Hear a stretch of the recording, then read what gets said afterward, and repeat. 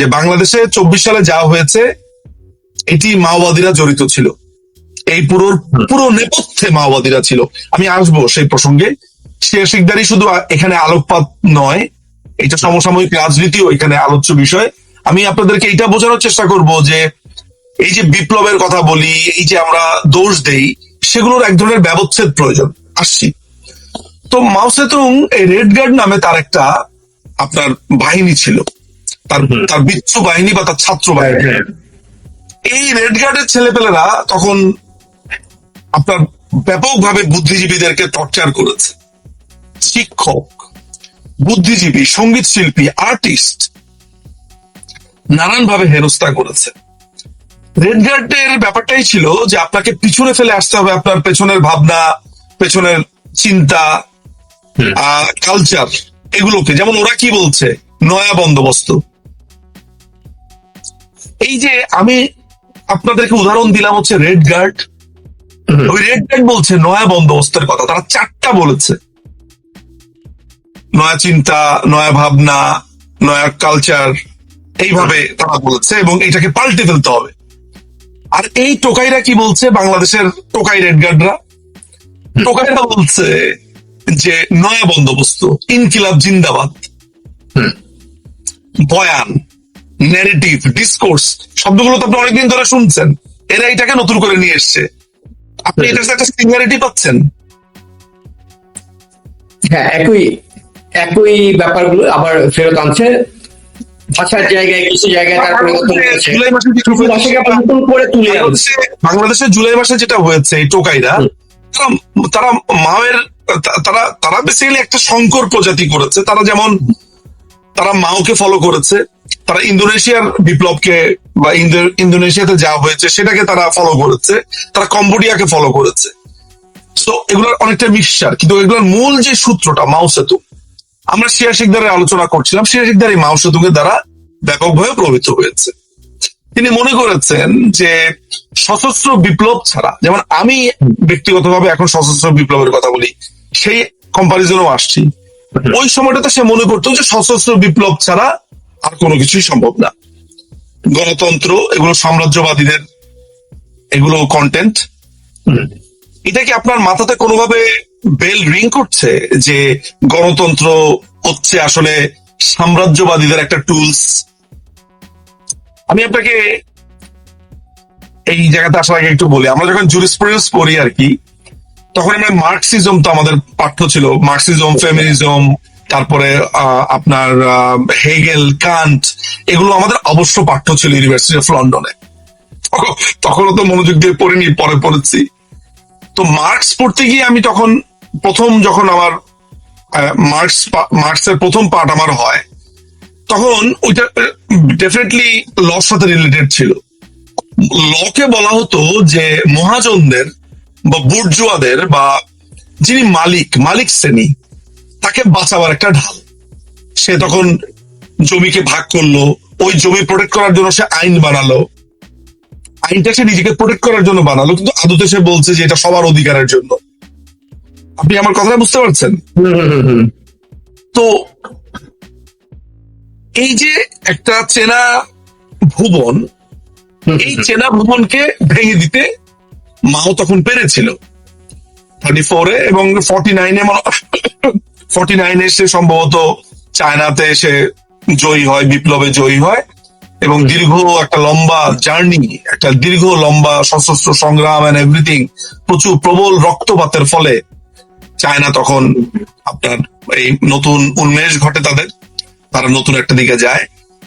So এই Maoist এই যে পুরো হোল মডেলটা, পৃথিবীর অনেক দেশে এই মডেলকে ফলো করা হয়েছে, কিন্তু যারাই ফলো করেছে তারা ওই দেশে বিচ্ছিন্নতাবাদী হিসেবে তাদের পতন হয়েছে। কেউ এক্সিস্ট করতে পারেনি আর সাস্টেন করতে পারেনি, নট এক্সিস্ট, সাস্টেন করতে পারেনি এন্ড অফ দ্য ডেতে। আচ্ছা, শিয়া শিকদার আপনার এই মাওয়ের মাধ্যমে প্রবল ভাবে সে ইনফ্লুয়েন্সড হয়।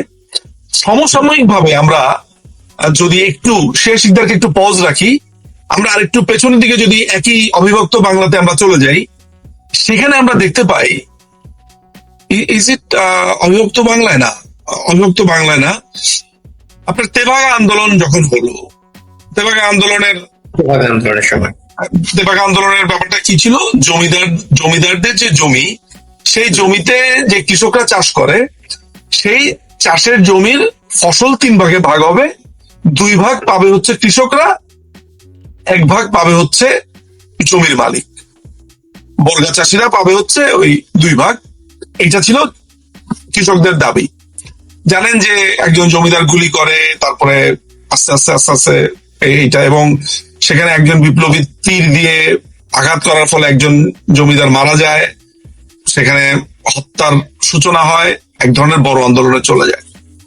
নকশাল আন্দোলনের প্রেক্ষাপটটা ছিল এরকম কৃষকদের অধিকার আদায়েরই ব্যাপার। কানু চ্যানেল, তারপর হচ্ছে যে জঙ্গল হাজরা, জঙ্গল হাজরা বলছি, জঙ্গল সাঁওতাল, কানু চ্যানেল। যদিও কানু চ্যানেল পরবর্তী সময় সে এই খতমের লাইন থেকে চলে আসেন, তিনি নিজে 2010 সালে আত্মহত্যা করেন। বাট আলটিমেটলি যেটা ঘটনাটা যেটা দাঁড়িয়েছে সেটা হচ্ছে এমন যে আপনাকে নকশাল আন্দোলনটাও দেখতে হবে। চারু মজুমদারের যে লাইনটা, সেটা কিভাবে সে মনে করতো যে বন্দুকের নলে সমস্ত ক্ষমতা উৎস। আমি এই ক্ষেত্রে দর্শকদেরকে খুব রিসেন্ট একটা মুভি দেখতে বলবো, ড্রাকুলা স্যার মুভিটা দেখতে পারেন। এটা নকশাল আন্দোলনের উপরে, ইজ এ ফিউশন এখনকার সময় আর নকশাল দুটো একটা fusion, is a very fantastic movie. So যাই হোক, তো এই যে ইনফ্লুয়েন্স, এই যে রোগ, এটা রোগ বা অসুস্থতা, এইটা এই সাউথ এশিয়াতে এসছে, এটা বিহারে গেছে, এটা চেন্নাইতে গেছে। চেন্নাইতে এখনো কমিউনিস্ট শাসন, চেন্নাইতে এখনো যে লেনিন, যিনি এখন সিএম, তিনি ওইখানকার লোকাল পার্টি চেন্নাইতে, এরা communist party, kind of communist party আসলে। সো চেন্নাইতে এই চারু মজুমদার একটা ব্যাপক জায়গা জুড়ে আছে আসলে এখানে। যাই হোক, চেন্নাই বলতে তামিলনাড়ুতে আর কি, তামিলনাড়ুতে এই ঝড়টা এসেছিল, ওখানকার কৃষি। তো শ্রেয়া সিকদার যেটা মনে করেছে যে সে প্রথমে আপনার মাও সেতুং চিন্তা সেন্টার নামে, এটা কি পরিবাগ নাকি খিলগাঁওয়ের দিকে, মানে সে একটা অফিস করে, সেখানে তারা মাও নিয়ে চিন্তা ভাবনা করতো, আলাপ করতো, গল্প করতো, সেখানে তর্কাতর্কি হতো। এইটা পরবর্তীকালে আপনার ট্রান্সফার হয়ে যায় হচ্ছে পূর্ব বাংলা শ্রমিক আন্দোলনে, ঠিক আছে। ওই 1 বছরের মতো এটা ছিল আর কি, 7-8 মাসের মতো ছিল এটা পরবর্তী সময়। যদিও সর্বহারা পার্টি, সিয়াসিদের সর্বহারা পার্টিটা আত্মপ্রকাশ করা হচ্ছে মুক্তিযুদ্ধের সময়, জুন মাসে, 1 উইক অফ জুন। সেগুলোতে আমি আসছি, কিন্তু এখানে অনেকগুলো ব্যাপারও আছে, তার মুক্তিযুদ্ধ ব্লা ব্লা ব্লা ওইসবের ব্যাপার আছে। এবং ইন্টারেস্টিং ব্যাপার হচ্ছে যে ওই সময় পূর্ব বাংলা কমিউনিস্ট পার্টি যারা ছিল, তারাও কিন্তু আপনার ভয়ঙ্কর একটা অবস্থানে গেছে। এবং জানেন যে এরাই, হক তোহারাই তো সম্ভবত বলেছিল যে এটা 2 কুকুরের লড়াই হচ্ছে, এটা হক তোহারাই বলেছে, আমি খুব বেশি ভুল না করে থাকলে, নট শ্রেয়া সিকদার। যদিও শ্রেয়া সিকদার বলেছে যে এটা আধিপত্য, এটা সাম্রাজ্যবাদীদের লড়াই, এটা একটা পর্যায়ে বলেছে। মুক্তিযুদ্ধটা আসলে জাতীয় মুক্তির আন্দোলন নামে তারা আসলে একীভূত হয়ে সেখানে শুরু করেছিল। যাই হোক, আমি মূল ওমরেরাও এই কথাটাই বলতো তখন। হ্যাঁ, তারা তো ওই পার্টিরই ছিল তারা। আব্দুল হক তো রীতিমতো একটা খুনে ছিল নড়াইলে। যদি আপনি এখনো যান নড়াইলের কালিয়াতে, হ্যাঁ, ওই সময় প্রায় 100-150 মতো মানুষ মেরে ফেলেছে এই হক তোয়া বাহিনী। আমি ওই আলোচনাতে প্রাসঙ্গিকভাবে পরে আসবো, কিন্তু যেটা আপনি জেনে রাখেন যে শ্রেয়া সিকদার তার রাজনৈতিক ভাবে, সে রাজনৈতিক তার দীক্ষাগুরু হয়েছে আপনার মাও সেতুং। তিনি এই দেশে একটা বিপ্লব করবেন। গল্পের ছলেই বলি যে শ্রেয়া সিকদার মধ্যবিত্ত পরিবার থেকে আসা একটি ছেলে, সমাজ দেখে তার মনে হলো যে এই সমাজকে খোল নলচা পাল্টে দিতে হবে। এই সমাজে যারা ধনিক শ্রেণী, যারা বুর্জোয়া, যাদেরকে বুর্জোয়া বলে, তারা শোষণ করছে, এবং এই শোষণের হাতিয়ার হচ্ছে গণতন্ত্র, শোষণের হাতিয়ার হচ্ছে সব নিয়ম কানুন। যেটা খেয়াল করে দেখবেন যে হিজবুত তাহরির বলে এইটাকে তারা বলে হচ্ছে তাগুত। কিন্তু খুব সিমিলারিটি পাবেন এই ভাবনাগুলোতে। যখন ধরেন এই মুসলমানরা যখন এই ভাবনাটা করে, মানে মুসলমান প্রকাশ করে যখন সে আপনার এই র্যাডিক্যাল হয়ে যায়, আমরা তাকে কি বলি? জঙ্গি। একই ঘটনা যখন সে স্বীকার করে, তখন তাকে আমরা বলি হচ্ছি বিপ্লবী। ইনফ্যাক্ট কিন্তু সেই জায়গাতে খানিকটা একটু দুঃখ হওয়ার কথা আমার হিজবুত তাহরিরের ব্যাপারে, কারণ একই যাত্রাতে আপনার দুই রেজাল্ট কেন? ঘটনা কিন্তু একই। সে একটা ফিলোসফিকে লালন করছে, ও মাওকে লালন করছে, ও লালন করছে তার ধর্মের বইয়ের একটা ব্যাখ্যা সে হাজির করছে এনে। যেমন মাও সেতুং যেমন ওই যে 8 পাহাড়ের দলিল বলে দলিল আছে, ওগুলোকে সে করেছে। আপনার সে স্বীকার করেছে 6 দলিল করেছিল তার। আচ্ছা, যাই হোক, আলটিমেটলি যেটা হয়েছে যে শিয়া শিকদার এই গরিবদের অধিকার চায়, শোষিত নিষ্পেষিত যারা আছে তাদেরকে সে বুর্জোয়া বানাতে চায়। যদিও সেটা বলে না, কিন্তু আলটিমেটলি লক্ষ্য কি রাসেল? আমি আমার জীবন অভিজ্ঞতা থেকে যেটা বুঝেছি, যে আমি কৃষকদেরকে আমি তাদের হিস্সা দিব। আমি আদতে দেখেছি যারাই হিস্সা দেওয়ার কথা বলে তারা এক নায়কই হয়ে ওঠে শেষ পর্যন্ত, যেটা শিয়া সিকদার তার জীবনে হয়ে উঠেছিলেন। আচ্ছা, তো শিয়া সিকদার এই মাওকে কেন্দ্র করে মাও সেতুং পাঠাগার করলেন, শ্রমিক আন্দোলন করলেন। একটা পর্যায়ে তো 67 সালে শুরু হলো ওগুলা। সেই সময় পাকিস্তান আন্দোলন বলছি আমি, সেই সময় পাকিস্তান বিরোধী আন্দোলনে ওই সময়টাতে তারা হটকারী ঘটনাগুলো ঘটাতো। যেমন এই অঞ্চলের মানুষ যখন স্বাধিকার নিয়ে আলোচনা করছে, তখন তারা সমালোচনায় মুখর, যে ভারতীয় আধিপত্যবাদীরা পাকিস্তানি আধিপত্যবাদী থেকে ক্ষমতা নিতে চায়। ওদের কাছে ব্যাপারটা হচ্ছে এক আধিপত্যবাদীর থেকে আরেক আধিপত্য বা সাম্রাজ্যবাদীর কাছে ক্ষমতা হস্তান্তর মাত্র। এখানে জনগণের ভাগ্য চেঞ্জ হচ্ছে না। কিন্তু যে আধিপত্যবাদের কথা শিয়া শিকদার বলতেন, যে ধরেন চীন বা ভারতীয় আধিপত্য, কি বলে, রাশিয়া, রুশ এবং ভারতীয় আধিপত্যবাদের বিরুদ্ধে তার অবস্থান এবং আধিপত্যবাদ মুক্তি চায়, কিন্তু সে তো আপদমস্তক হচ্ছে কি বলে মাও সেতুং এর যে আধিপত্যবাদ সেটাকে ধরেন এখানে প্রতিষ্ঠা করার জন্য লড়াই করেছে। তো আধিপত্যবাদটা কেন আসলে সেটা দেবে? সো আলটিমেটলি শিয়া শিকদার সেলিম শাহনেওয়াজ ভালোবেসেছে ছবিকে, যার পার্টি নেম হচ্ছে, আমি তো সেদিনও লিখলাম, মিনু। ভালোবেসেছে, কিন্তু শিয়া শিকদার সেই বিয়েতে রাজি না, কারণ বিয়েটা একটি সাম্রাজ্যবাদী আচরণ, এটি একটি বুর্জোয়া রাজনীতির অংশ, এবং ছবির যে জ্ঞান গরিমা সেটি অত্যন্ত নিম্ন পর্যায়ের। সে হচ্ছে এখনো ওর সমপর্যায়ে ক্লাসিফিকেশন করেছে। সেলিম শাহনেওয়াজকে রীতিমতো বাধা দেওয়া হলো। সেলিম শাহনেওয়াজ তার প্রেমিকাকে বা তার পছন্দের মানুষকে ভালোবেসে বিয়ে করে ফেললো। খুলনাতে তারা একটা বাসাতে থাকা শুরু করলো। শিয়া সিকদার সেখানে তার দলবল পাঠিয়ে তাকে খুন করে ফেললো। শিয়া সিকদার যে বিয়ের বিপক্ষে বা এটা একটি বুর্জোয়া আচরণ, মাশাআল্লাহ, সে মোটামুটি কাগজে কলমে তার 4 বিয়ে দেখতে পাচ্ছি আমি।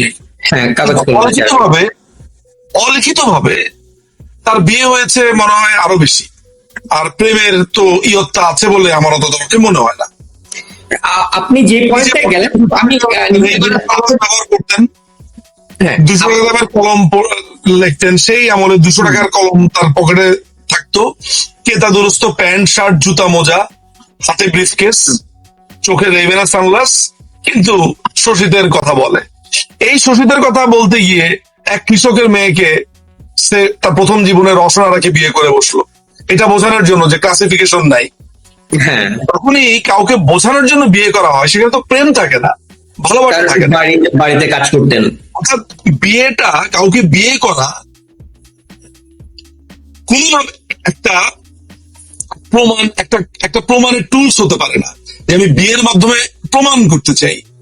বিয়েটা একটা সম্পর্ক, এইটা একটা হৃদয়ের সংযোগ,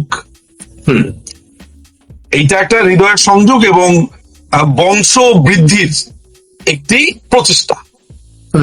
এইভাবে যদি আমি আরেকটু তাত্ত্বিক ভাবে জিনিসটাকে দেখতে চাই, সেখানে তো আপনার দেখানোর কোনো মানে হয় না যে আমি একটা অমুককে বিয়ে করেছি দেখানোর জন্য এই পৃথিবীতে আমি কতটা উদার। ভাই আমি তো বিয়েটা করতে চাই হচ্ছে আমার মেন্টাল পিসের জন্য, যাকে আমি ভালোবাসি, পৃথিবীকে দেখানোর জন্য না। জীবনের শুরুটাই ছিল ফলস। ইট ওয়াজ শ্রেয়া সিকদারের জীবনটা ছিল রেড ফ্ল্যাগে ভরা। এর কারণ হচ্ছে যে এইটাকে আমি যেমন আপনার আজকে আলোচনার শুরুতে বলেছি যে আমি মানুষের অসহায়ত্ব দেখে আমারই খারাপ লাগে, ইন সাম কনটেক্সট শ্রেয়া সিকদারের ব্যাপারে এগুলোকে অসহায়ত্ব বলা যায় না। সে করেছে ইন্টেনশনালি এবং সে তার এই পুরো জীবনকে সে এই জায়গাতে নিয়ে এসেছে শুধুমাত্র তার কথাকে, তার ইগোয়েস্টিক চিন্তা ভাবনাকে এস্টাবলিশ করবার জন্য। একটা পর্যায়ে সে এক ধরনের বাবলস এর ভেতরে তার জীবন ধারণ গুলো পরিচালনা হওয়া শুরু করেছিল। কেমন? যেমন ধরেন সাম্রাজ্যবাদের কথা বলছে, আধিপত্যবাদের কথা বলছে, বুর্জুয়ার কথা বলছে। এই বুর্জুয়া আধিপত্যবাদ সাম্রাজ্যবাদের যে ছোট ছোট কন্টেন্ট গুলো, মানে যেগুলো হলে আপনি তাকে ফেসিস্ট বলেন, যেটা হলে আপনি তাকে আধিপত্যবাদী বলেন, যেটা হলে আপনি তাকে সম্প্রসারণবাদী বলেন, যেটা হলে তাকে আপনি বুর্জুয়া বলেন, যেটা হলে আপনি তাকে বলেন শ্রেণী শত্রুর জায়গাতে তাকে আপনি শত্রু বিবেচনা করেন, তার প্রত্যেকটা জিনিস সে আজ লালন করত। যখন ফজলু সুলতান এরা রিজভিরা বলল পার্টির মধ্যে যে আপনার এই মাওয়িস্টের মধ্যে আপনি একনায়তান্ত্রিক হয়ে যাচ্ছেন, আপনার চিন্তা ভাবনাতে ভুল আছে, বা পার্টির লাইন ঠিক আছে তরিকা ভুল আছে, তখনই শ্রেয়া সিকদার অ্যালার্ট হয়ে যেত। মনে করছিল সে যে তার নেতৃত্বকে চ্যালেঞ্জ করছে, মানে আমার বিড়াল আমার ছাও আমার একনায়কতান্ত্রিক ছিলেন সে, তার যে দলের অভ্যন্তরে তার যে অবস্থান, এবং প্রবল ভাবে এবং ইন্টারেস্টিং ব্যাপার হচ্ছে যে মুক্তিযুদ্ধের পরে, মুক্তিযুদ্ধের সময় প্রথম মনে হয় 2 মাস পেয়ারা বাগান, আপনি জানেন যে বরিশাল একটা জায়গা আছে বানারীপাড়া। হ্যাঁ, বানারীপাড়া সম্ভবত হচ্ছে আপনার একে ফজলুকের এলাকায় মনে হয়, বানারীপাড়া পেয়ারা বাগানে সে কিন্তু মুক্তিযুদ্ধটা শুরু করে। তবে এটা বলে রাখা ভালো যে এরা আসলে ওই পাগল শ্রেণীর, তো মানে আমি ইনসাম কন্টেন্ট পাগল শ্রেণীরই বলবো আর কি। এরা বহুত আগের থেকে আপনার পাকিস্তান থেকে আলাদা হতে চেয়েছিল, স্বাধীনতা চেয়েছিল। তারা মনে করেছিল যে এইটাকে তারা একটা আলাদা ভূখণ্ড হিসেবে তারা মনে করেছে। পাকিস্তান একটা বুর্জোয়া আধিপত্যবাদী, পরবর্তী সময় ভারতকে মনে করেছে আধিপত্যবাদী। এই পুরো ভাবনা থেকে এই মুক্তিযুদ্ধকে সে ডিজাস্টার পর্যন্ত করেছে। মুক্তিযুদ্ধে গিয়েছে পেয়ারা বাগানে, সেখানে তারা আপনার যে মুজিব বাহিনী যারা ছিল তাদের সাথে তাদের এই যুদ্ধের মধ্যেই তারা যেটা করেছে, তারা বলছে যে তারা যুদ্ধ করছে মূলত একটা সাম্রাজ্যবাদীকে রুখে দেওয়ার জন্য। আর আমরা যারা মুক্তিযুদ্ধ করছিলাম আমরা হচ্ছে আরেকটা সাম্রাজ্যবাদকে এস্টাবলিশ করার জন্য, ভারতীয় সাম্রাজ্যবাদ। Now it's your call Rasel ভাই, আপনি কি অনেক কিছু দেখতে পাচ্ছেন যে এরা ভারতকে এখন সাম্রাজ্যবাদী বলছে, দেশ আসলে স্বাধীন হয় নাই, ভারতের কবলে পড়েছি, ভারতের আধিপত্যবাদ, এই সবকিছু হচ্ছে ভারতকে কেন্দ্র করে, দেখতে পাচ্ছেন? আচ্ছা, শিক্ষক, তারপরে আপনার শিক্ষিত সম্প্রদায়, আর্টিস্ট, অভিনেতা অভিনেত্রী, এদেরকে কালচারাল ফ্যাসিস্ট বলে এই ছাত্র নামধারী এরা অপমান করছে। এটা কি রেড গার্ড?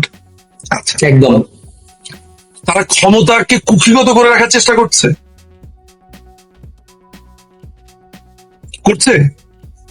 হ্যাঁ, একেবারে 3 নাম্বার 4 নাম্বার, তারা কি এই দেশের ক্ষমতা দেওয়ার চেষ্টা করছে? সংবিধান মানে না, জুলাই সনদ বানিয়েছে। আচ্ছা, 4টা 5টা, তারা কি কোন দেশের বিরুদ্ধে যুদ্ধ ঘোষণা করতে চাইছে? তাকে সাম্রাজ্যবাদ আখ্যা দিয়ে ইন্ডিয়াকে করতে চাইছে। আমি এই যে আপনাকে পয়েন্ট গুলো বললাম না, এগুলো সব মাউইস্ট পয়েন্ট। প্রত্যেকটা জিনিস মাউইস্ট পয়েন্ট। আপনি যদি কম্বোডিয়ার খেমার রুজের যদি আপনি অ্যাটাকটা দেখেন কম্বোডিয়াতে, তাহলে আপনি এই একই ট্রেড দেখতে পাবেন। আপনি চারু বাবুর পুরো আন্দোলনটাকে যদি আপনি দেখেন, একটা পর্যায়ে আপনি পুরোপুরি দেখতে পাবেন সবগুলো মনে হয় একটাই ডিজাইন, পুরো একদম কমপ্লিটলি একই সেম প্যাটার্নে। তো সিরাজ সিকদার ছিল খতমের লাইন, একটা পর্যায়ে শুরু করে শ্রেণী শত্রু খতম। ওই সিমিলটেনিয়াসলি নকশাল আন্দোলনও বাংলাদেশে তখন চলছিল, নকশালপন্থীরাও সেখানে এসে ভিড় করেছিল, মানে পিওর চারুবাবুর অনুসারীরা, মূলত এই সর্বহারা পার্টির এরা সমাজ পাল্টে দেবে। কিভাবে সমাজ পাল্টে দেবে রাসেল ভাই? সমাজ পাল্টে দেবে পুলিশকে খুন করার মধ্য দিয়ে। অর্থাৎ যেই হত্যা, যেই খুন সাম্রাজ্যবাদের অত্যন্ত আপন জনের মতো টুল, আপন টুল। মেইন ক্রাইটেরিয়া অফ সাম্রাজ্যবাদী হচ্ছে রক্ত।